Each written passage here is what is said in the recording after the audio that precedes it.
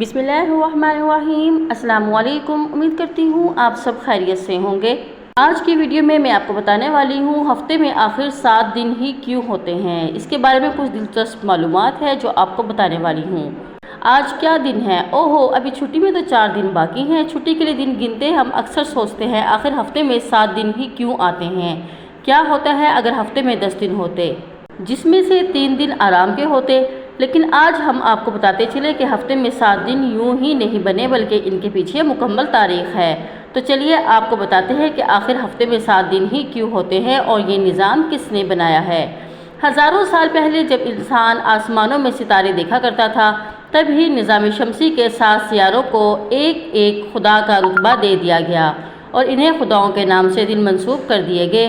ऐसा करने वालों को बेबलूनेंस कहा जाता था।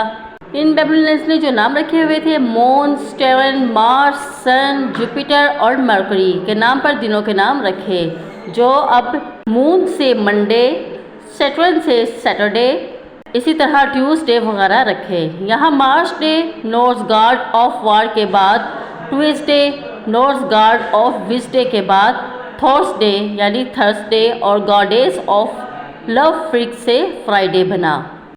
इनके अलावा रोमन्स और मिस्रियों ने दिनों का निज़ाम बदलने की कोशिश की, जिसमें एक हफ्ता 10 दिन पर मुश्तमिल होता था। अलबत्ता किसी और निज़ाम को मकबूलियत नहीं मिल सकी, इसलिए हफ्ता हमेशा से 7 दिन का ही रहा।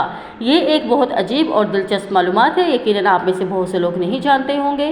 वीडियो पसंद आई तो लाइक कीजिए, चैनल को सब्सक्राइब करना मत भूलिए। शुक्रिया, अल्लाह हाफिज़।